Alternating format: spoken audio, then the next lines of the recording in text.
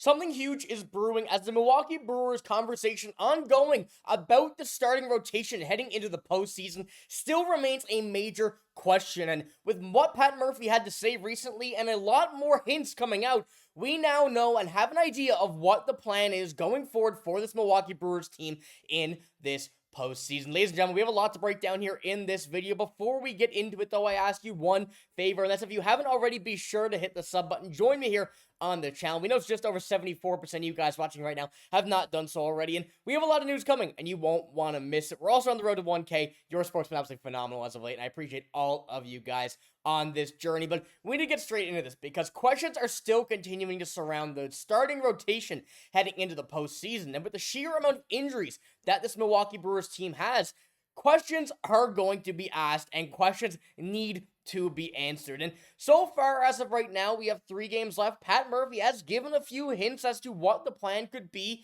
and we also have very limited options. So let's get straight into this. And I first want to pull up this right now. Freddy Peralta. I think it's safe to say he is the game 1 starter. I mean, after his regular season stats, his season is officially over for the regular season with an incredible season, one that we have not seen in a long time. 268 ERA, a 107 whip. He has just been a phenomenal player. 17-6 record, although record doesn't overly matter for starters.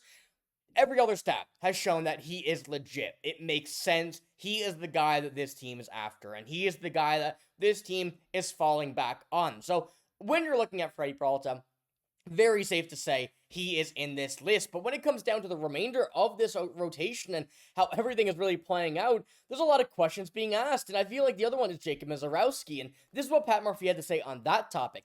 We're getting guys ready to compete who are ready to compete. What Miz showed the last couple of times, he got to make some adjustments. And I think he will. I have full confidence that he will. I don't think you can comfortably say, go ahead, here's the ball for game 3. That's probably not what we're going to do right now. And this causes a lot of serious questions because we've had the conversation here on the channel about, will we see Jacob Misiorowski in the bullpen? Will we see him potentially coming to close a game? There's still so many questions being asked, but without a confident answer on that topic, I think this is the closest we have to that being the answer, or coming in to have him start later on in the postseason. But you can't take anything for granted at this point, and you don't want to waste Jacob Misiorowski. So with Pat Murphy saying this, there is a very good chance that we do see Jacob Misiorowski here out of the bullpen, at least in 1 or 2 games here in the whatever series we end up getting to, the NLDS at this point. But whether or not it's going to be home or away, still yet to be determined, will be determined over the next couple of hours at this point. But going into this whole conversation with whether or not Jacob Misiorowski is going to be a viable starter, that leaves us with limited options. Because as we know, Brandon Woodruff, Jose Quintana, both now on the IR. Logan Henderson still on the 60-day as well. We don't know what the plan is going forward, and we can only really at this point guess with what we have available. And coming into it, this is from another article that we have here from Sports Illustrated. I want to kind of break this down, go over it a little bit. The Brewers have yet to decide on a postseason rotation, but at this point, it's probable that Quinn Priester will be the number 2, something that I'm content with, very, very pleased with, actually. It's a lot of pressure for the 25-year-old, but over 28 outings, he has consistently demonstrated the ability to be a great player. His recent starts against the Angels on September 18th saw him strike out 10 players in 5 2/3 while giving up 3 hits. He also saw 2 other starts with 10 or more strikeouts and 0 earned runs. And I'm really willing to say that Quinn Priester has probably been the biggest surprise and the pleasant surprise for this team here in this season. And although at 25 years old, playoff experience, certainly not there, he has earned that spot behind Freddy Peralta to go and give that opportunity, and has been more than consistent over the season. And although we have him ready to go, there's still a lot of options that could be ran with through other games. And there's been opportunities where we see some teams go ahead. Let's just say Freddy Peralta will start. We can assume that the ace will start game 1. Maybe they decide to move Quinn Priester to game 3. There's options like that they can play out. And at this point right now, and as you see at the start of this piece of the article here, I think there's still no set rotation, and it's very tough to actually go and decide with everybody being on the IL right now. That's pretty much in the rotation with the sheer amount of players that are going to be out, at least for the a foreseeable future. And there are still some players that can come back.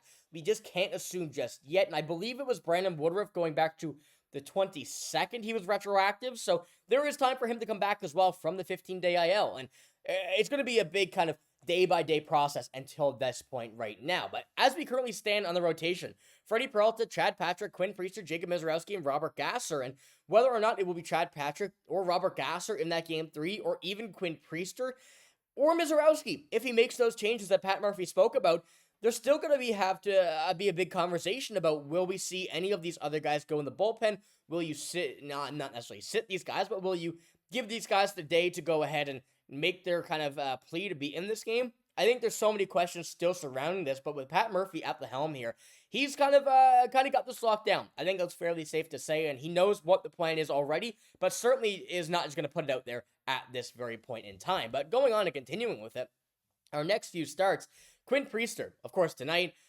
Jacob Misiorowski tomorrow, Freddy Peralta, the 28th, is the lineup. Certainly he's going to be changing, and this comes from Fangraphs, so the projected starters doesn't mean these are going to be the rotation necessarily, but Quinn Priester, Jacob Misiorowski, the two that I think are going to be the most interesting to see how they do perform in what may be their last start before a start in the postseason. Or for Jacob Misiorowski's case, it could be a start or a close, and I think that's where a lot of questions are still going to be surrounding. So I want to get your guys' opinion on this as well, because obviously this is just something that we can't assume. You have to go down to the statistics. You have to assume against who we're playing against, which, yet, we don't know at this point. We can break down to a few teams, but there's a big thing as well, matchups. There's lots of questions about what's going to be happening here, what's going to be happening there, who's going to be up in the rotation against who in the order. There's so many questions on the advanced analytics side that it's such a hard kind of idea to go ahead and predict who will be there, especially not knowing the team, as I mentioned. We're going to jump into that here in a moment. Before we do, though, I have a few things. One update from Trevor McGill here from Adam McCalvy. A much better report today, which was September 23rd, so a few days ago, from Trevor McGill. After a multi-inning bullpen session, he graduated from decent to way more decent, and provided he recovers well, is on track to face hitters today and potentially pitch on Sunday versus Cincinnati. So this will be a huge bonus to get Trevor McGill back here into the bullpen.